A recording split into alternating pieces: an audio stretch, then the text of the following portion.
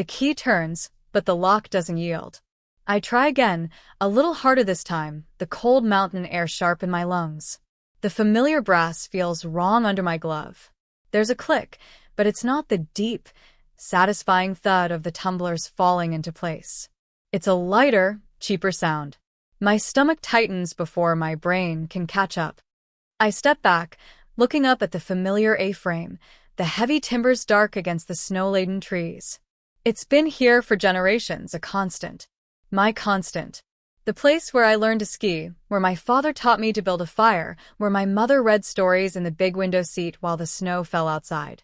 $10 million feels inadequate to measure the weight of the memories held within these walls. It's not just a chalet. It's the heartwood of my family. Now, the lock is different. A cheap, modern smart lock, glaringly out of place on the aged wood door. A thread of unease begins to unravel in my gut. I pull out my phone, my fingers clumsy in the cold. I have the code for the old lock, the mechanical one. I never needed a code for a smart lock. Maybe the management company updated it without telling us? A wave of annoyance washes over the unease. My husband, David, handles the practicalities. Always has. He's good with details, finances, the boring stuff that lets me focus on living. On loving this place. I'll call him. My thumb hovers over his name in my contacts. No, I'll call the resort management first. He's probably busy. The call connects. I explain the situation, expecting a quick apology and the new code. Instead, there's a pause on the other end, a shuffling of papers, a carefully neutral voice. Ma'am, can I have the property address? I give it. Another pause, longer this time. And your name, please? I give my name. Another pause. I show this property. Ah. It was transferred last month. Transferred? What does he mean, transferred? A new knot tightens in my chest, cold and hard. Transferred? What are you talking about? Transferred to whom? The voice is clipped, suddenly less neutral, more guarded. My records show the ownership changed hands on the 3rd of last month. Mr. David Sterling facilitated the sale. The world tilts. The snow-capped peaks outside the window of the management office lobbies suddenly feel like they're pressing down on me. David Sterling. My husband, David Sterling. Facilitated the sale? Our chalet? Sold? Without me knowing? Without telling me. My breath hitches. My chest feels like it's caving in. Let me know where you're watching from and what time it is. And if you haven't already, please subscribe. It helps me more than you know. My life before felt like a perfectly curated snow globe. The kind with impossibly fluffy snow that swirls around a miniature, idyllic scene when you shake it. My world was the chalet, the crisp mountain air, the predictable rhythm of the seasons, the quiet comfort of old money and established routines. I was married to David, a man I met at a charity gala, all sharp suits and easy charm. He wasn't for my world, not really, but he fit seamlessly, or so I thought. He handled the practicalities, the investments, the liaison with the outside world, leaving me free to curate our life, to focus on the things that mattered to me, family history, traditions, the preservation of places like the chalet. I trusted him implicitly. Why wouldn't I? He was my husband. He promised forever. The chalet wasn't just property. It was provenance. It was built by my great-grandfather.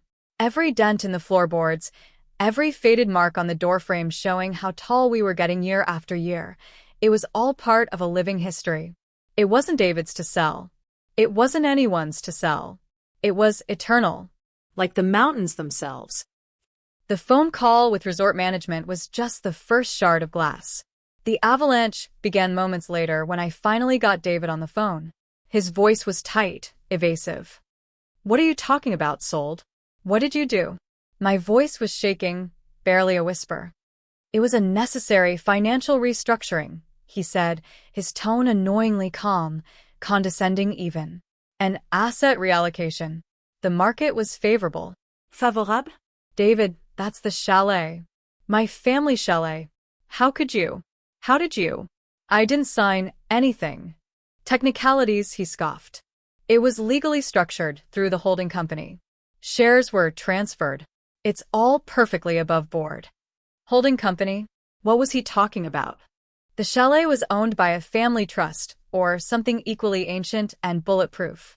My great-grandfather had set it up to ensure it could never be sold.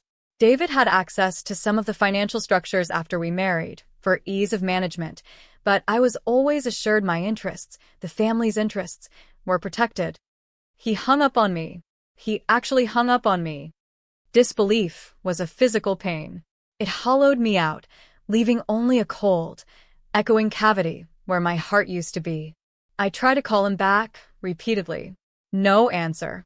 I drove back to our house, a large, sterile box overlooking the city far below, a place that never felt like home the way the chalet did. The house felt empty, haunted by the ghost of the man I thought I knew.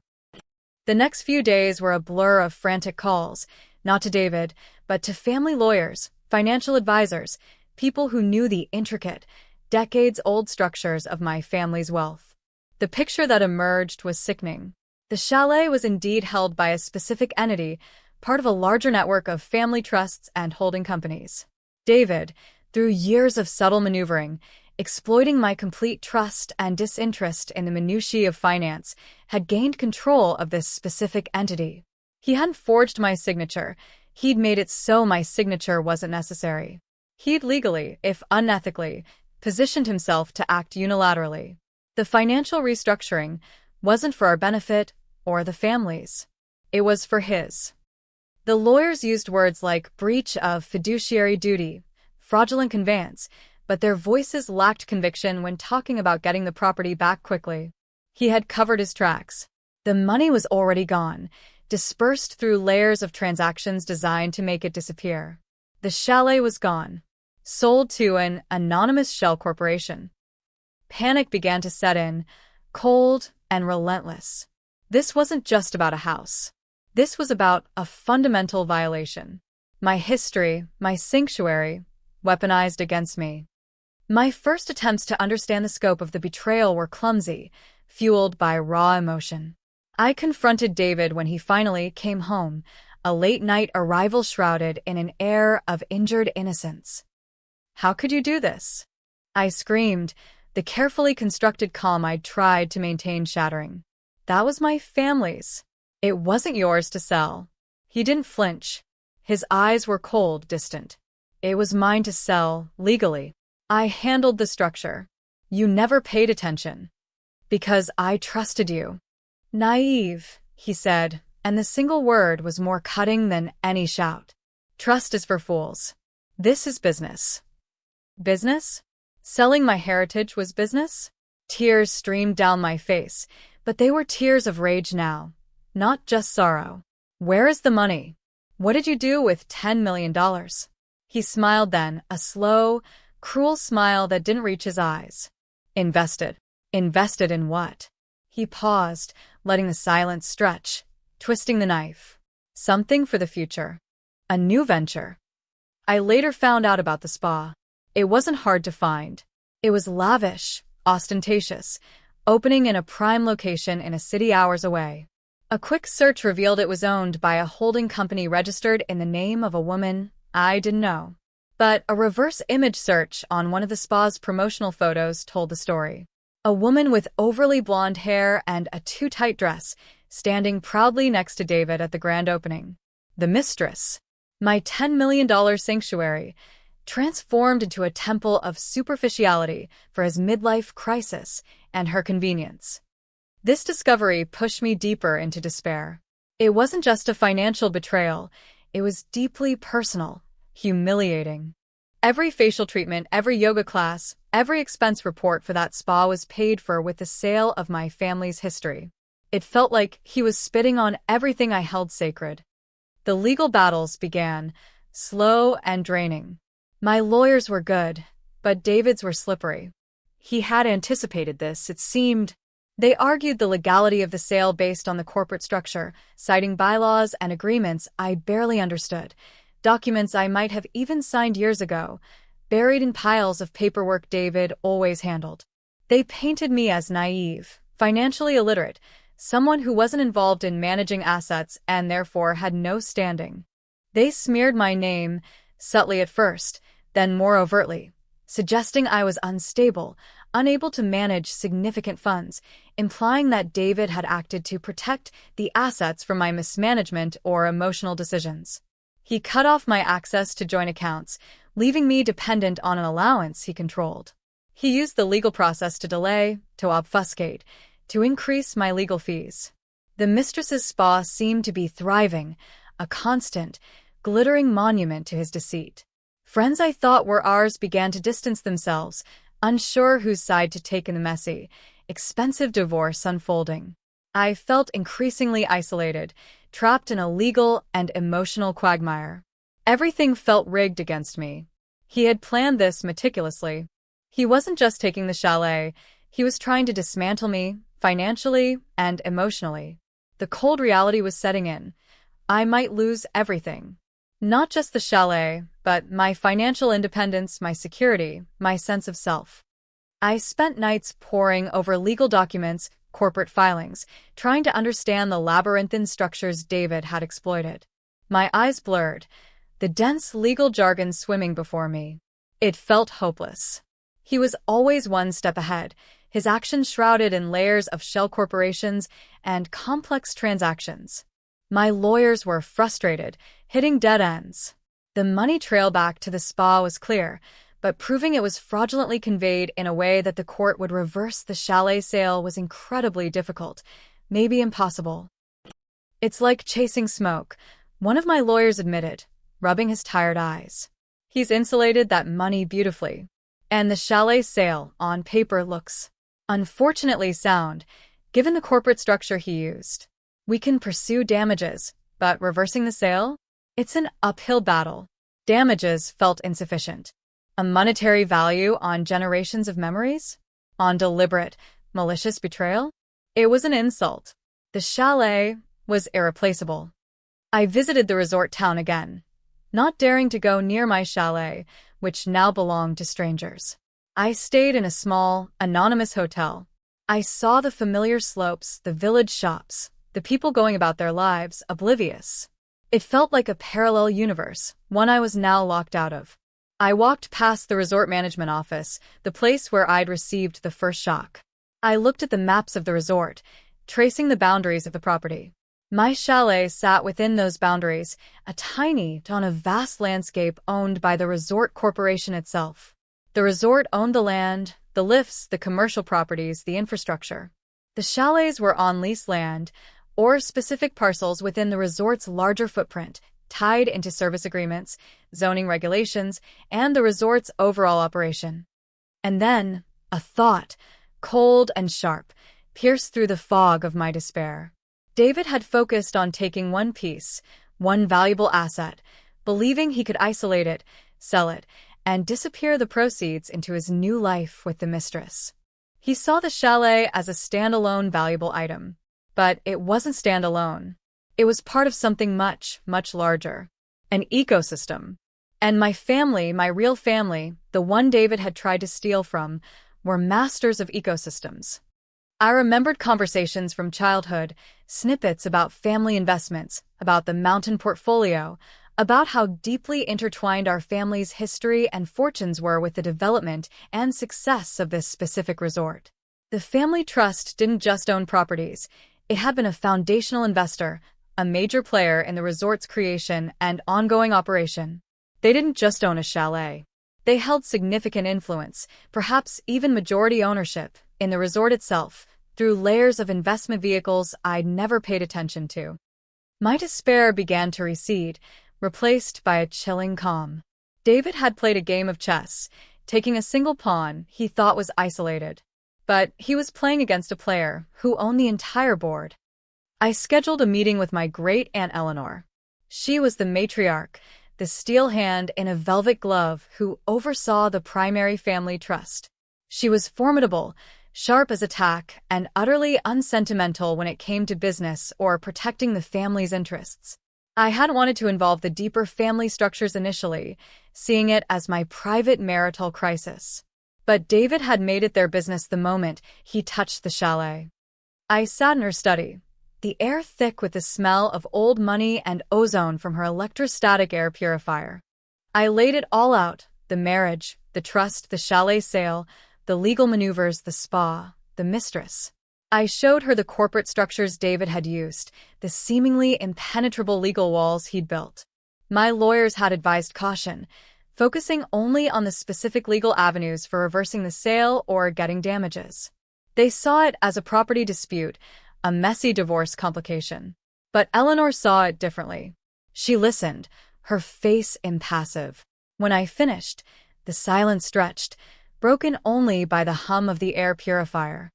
"So," she said, her voice low and gravelly, "he thought he could steal from this family and use it to build his little pleasure dome.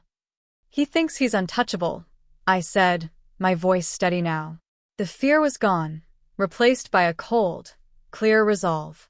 He used the structures we trusted him with. He took the chalet. Eleanor leaned forward, her eyes, sharp and knowing, meeting mine. "He took a piece," she corrected. "A valuable, sentimental piece, yes. But he failed to understand its context. He saw the tree. He didn't see the forest. And he certainly didn't realize we own the forest." She made a call. A short, cryptic conversation in a language of finance and legal entities I barely understood. She mentioned accelerated options, controlling interests, strategic acquisitions. She hung up and looked at me. "Your lawyers were looking at reclaiming a single property," she said. "A difficult, public, potentially unsuccessful fight with years of litigation. We don't do that. We resolve situations definitively." A chill ran down my spine, but it wasn't fear. It was anticipation. "What?" "What does that mean?" "It means David made a fundamental error," she said, a flicker of something that might have been a smile touching her lips. "He thought he was playing on a small board.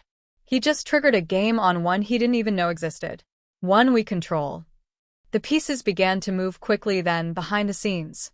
Layers upon layers of financial power, legal expertise, and strategic influence that David, in his tunnel vision focused on one asset, had never even contemplated.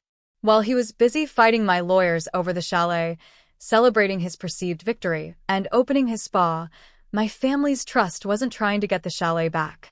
They were looking at the bigger picture, the resort. Weeks later, I sat in the office of my lead lawyer. He looked stunned, holding a press release. I don't understand," he stammered, shaking the paper. "How is this possible?" The press release announced a major corporate transaction.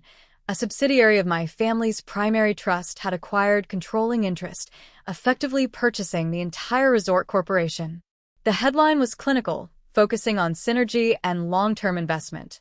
But the implications were earth-shattering. My family didn't just buy a chalet. They bought the ground the chalet sat on, the roads leading to it, the ski lifts above it, the utilities powering it, the commercial spaces around it, the management company that oversaw it, and every other property within the resort's sprawling domain.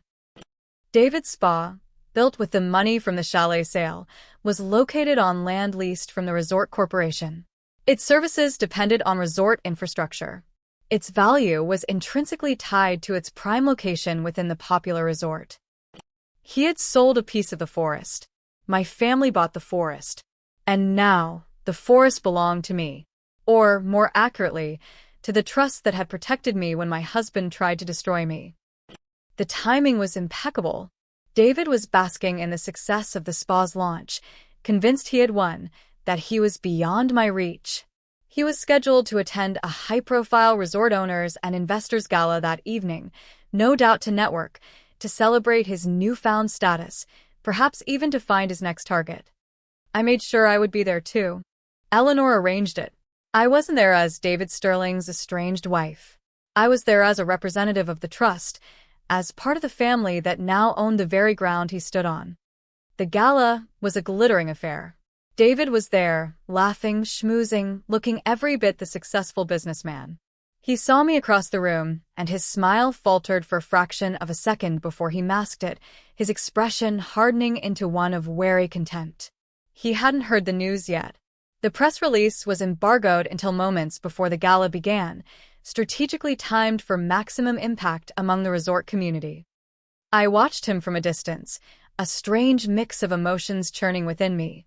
The lingering ache of betrayal, the cold satisfaction of revenge, the quiet power of knowing what he didn't. He was a rat in a trap he hadn't even seen being set. The moment arrived. The resort CEO, a man who suddenly looked very deferential to my great-aunt Eleanor standing beside him on the podium, began to speak. He went through the usual pleasantries, the resort's history, its future plans. Then he made the announcement. And finally, he said, his voice booming through the ballroom, "It is my distinct honor to announce a pivotal development in the resort's history.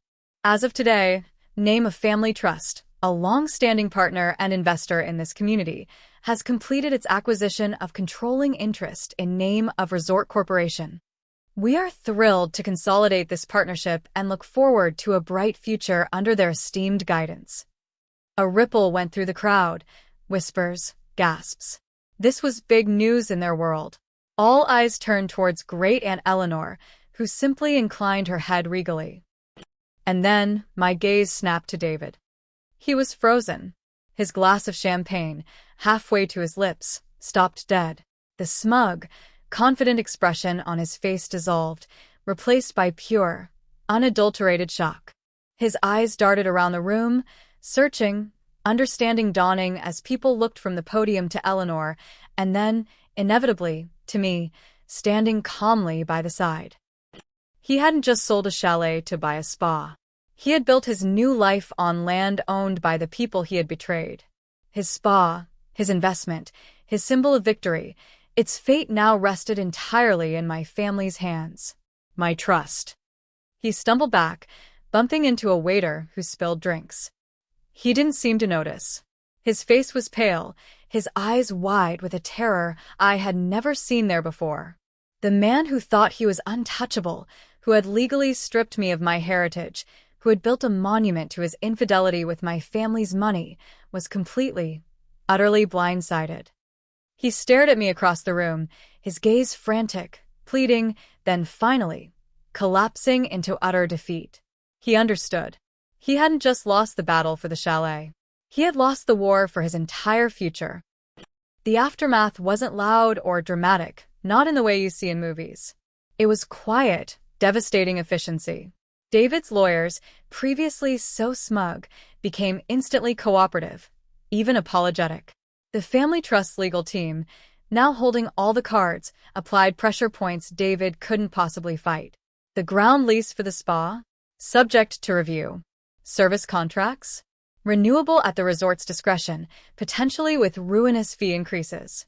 Zoning issues? Permits? Suddenly very complicated for properties not aligned with the resort's new ownership's vision. The spa, his pride and joy, quickly became a millstone around his neck. Its value plummeted the moment the resort acquisition was announced. No one wants to own a business that relies entirely on the goodwill of people you've just defrauded. Investors pulled out. The Mistress, it turned out, was less interested in him when his ill-gotten fortune evaporated. The spa was eventually bought out for a pittance by a holding company quietly affiliated with the trust. It was repurposed into employee housing for resort staff. A fitting, if ironic, end. The chalet? It was simply folded back into the resort's property portfolio, managed directly by the trust. I could go there anytime, of course. It was mine again in a sense, but it felt different. The lock was the same old mechanical one again, the key familiar in my hand.